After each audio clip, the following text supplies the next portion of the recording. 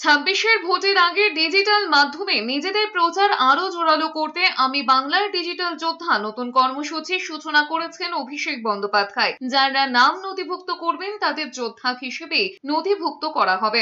নাম, phone number, জেলা এবং বিধানসভা কেন্দ্রের নাম জানাতে হবে। মূলত তরুণ সমাজকে যোগদানের জন্য আহ্বান জানিয়েছেন তৃণমূলের সাধারণ সম্পাদক। বাংলার ডিজিটাল যোদ্ধা একটি জনশক্তি নির্ভর তরুণদের নেতৃত্বে গড়ে ওঠা ডিজিটাল আন্দোলন। পোস্ট করেছেন অভিষেক বন্দ্যোপাধ্যায়। ভিডিও বার্তায় অভিষেক বন্দ্যোপাধ্যায় বলেছেন, বাংলার কৃষ্টি, ঐতিহ্য, সংস্কৃতি, পরিচয়কে রক্ষা করা, সত্যকে প্রতিষ্ঠা করা এর মূল লক্ষ্য বলেই জানিয়েছেন। ডিজিটাল যোদ্ধা হিসেবে যোগদান করে বাংলার ভবিষ্যৎকে শক্তিশালী করার ডাক দিয়েছেন অভিষেক বন্দ্যোপাধ্যায়। যারা যোদ্ধা হবেন তাদের এক একজনকে সেনা বলে অভিহিত করেছেন অভিষেক বন্দ্যোপাধ্যায়। বাংলা থেকে কোনো বাঙালি পায়নি তৃণমূল যে ইউসুফ পাঠান, শত্রুঘ্ন সিনহাদের সংসদে পাঠাতে হয়েছে।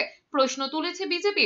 দলের রাজ্য মুখপাত্র দেবজিৎ সরকার এই ক্যাম্পেইনে সবাইকে যুক্ত হতে বলে এলাকায় এলাকায় দুর্দশা, হিংসা, অত্যাচারের ভিডিও পাঠাতে বলেছেন। এই ক্যাম্পেইনে সবাই যুক্ত হন, সবাই মোবাইল নিয়ে শামিল হন। এলাকায় এলাকায় বাঙালির ওপরে যা যা অত্যাচার হচ্ছে এই ক্যাম্পেইনে দেখান। আমরাও দেখতে চাই, আমরাও দেখাতে চাই বাঙালি অস্মিতার কোন কোন জায়গায় অভিষেক বাবুদের এই তৃণমূল কংগ্রেস আঘাত হানছে।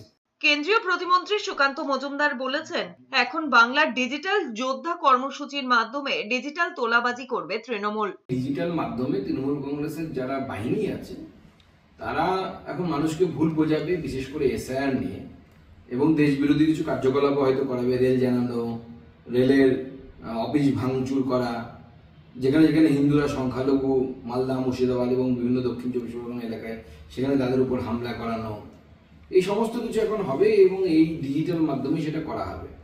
এর মাধ্যমে এরপর হয়তো তোলাবাজিও শুরু হবে।